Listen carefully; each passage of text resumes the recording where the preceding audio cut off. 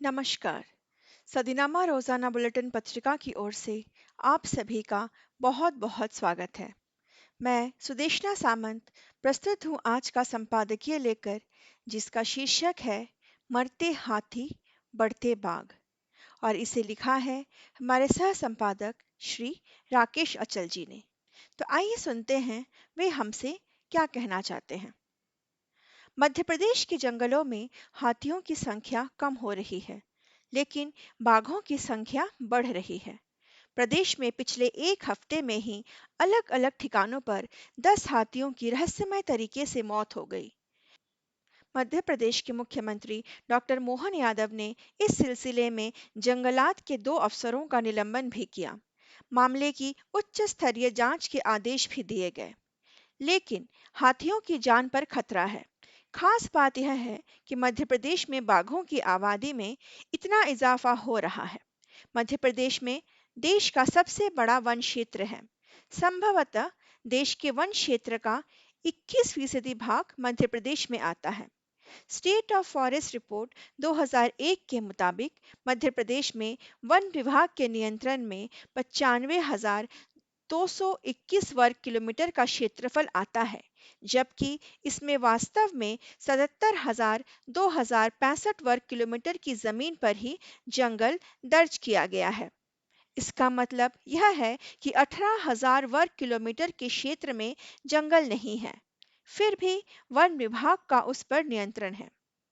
इसमें से भी सघन वन का क्षेत्रफल 44,384 वर्ग किलोमीटर ही है। वर्त वर्तमान स्थिति में मध्य प्रदेश में क्षेत्रफल की दृष्टि से सबसे ज्यादा 76,429 वर्ग किलोमीटर जंगल है। इसके बाद आंध्र प्रदेश में 68,019 वर्ग किलोमीटर और छत्तीसगढ़ में 55,998 वर्ग किलोमीटर जंगल है।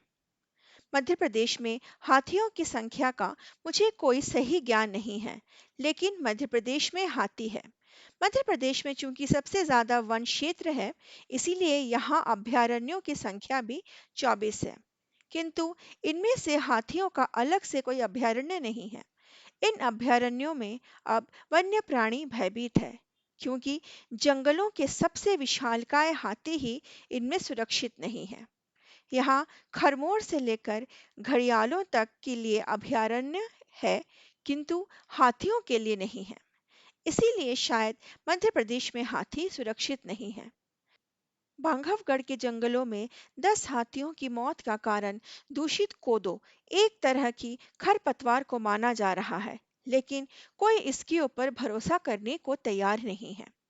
मध्य प्रदेश वैसे भी टाइगर स्टेट है, इसीलिए यहाँ शायद हाथियों पर ज्यादा गौर नहीं किया जाता।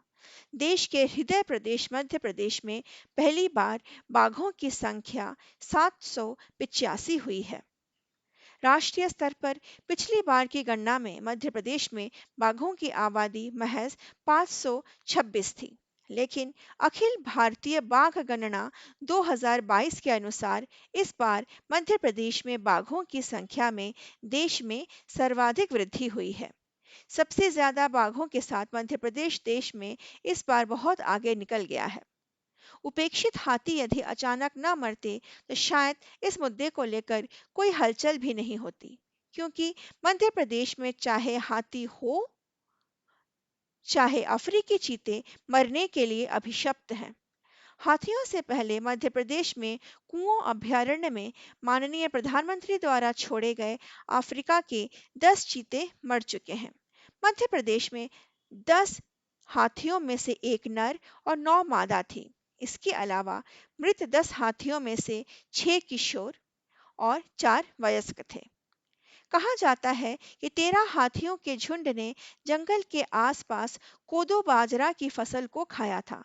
10 हाथियों का पोस्टमार्टम पशु चिकित्सकों की टीम ने किया है। पोस्टमार्टम के बाद बिसरा को जांच के लिए बरेली और सागर की फॉरेंसिक लैब में भेज दी गई है।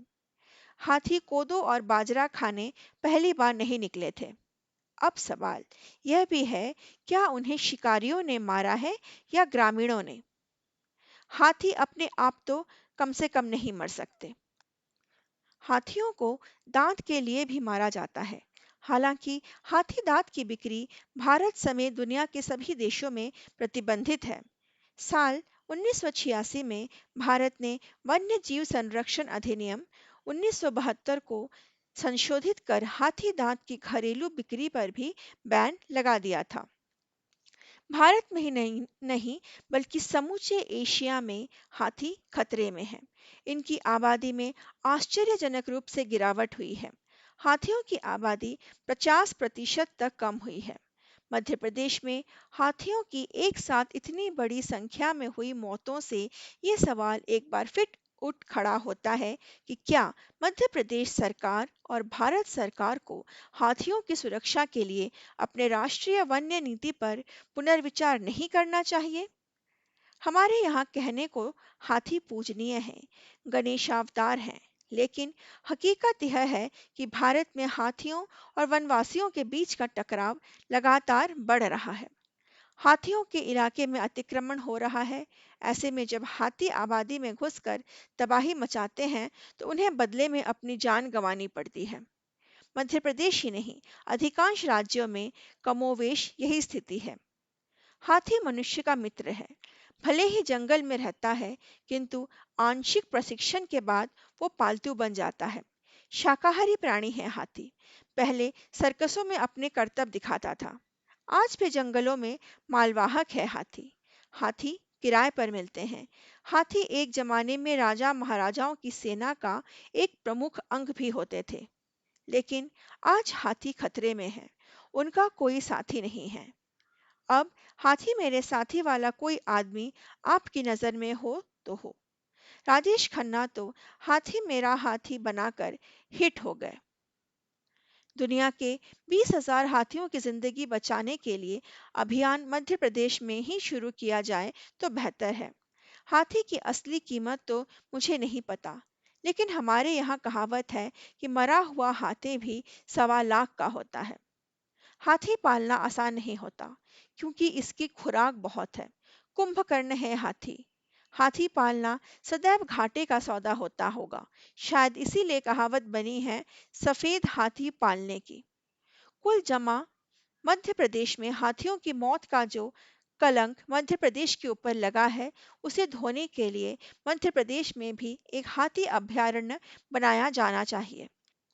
लेकिन इसकी पहल मध्य प्रदेश सरकार करेगा, इसमें मुझे संदेह है।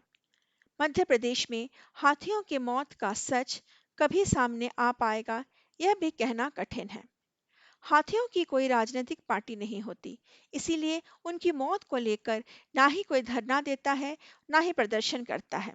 किंतु वन्य जीव कार्यकर्ता अजय दुबे ने मामले में सीबीआई जांच की मांग की है और आरोप लगाया है कि अधिकारियों ने समय पर कदम नहीं उठाए, जिससे हाथियों की मौत को रोका नहीं जा सका।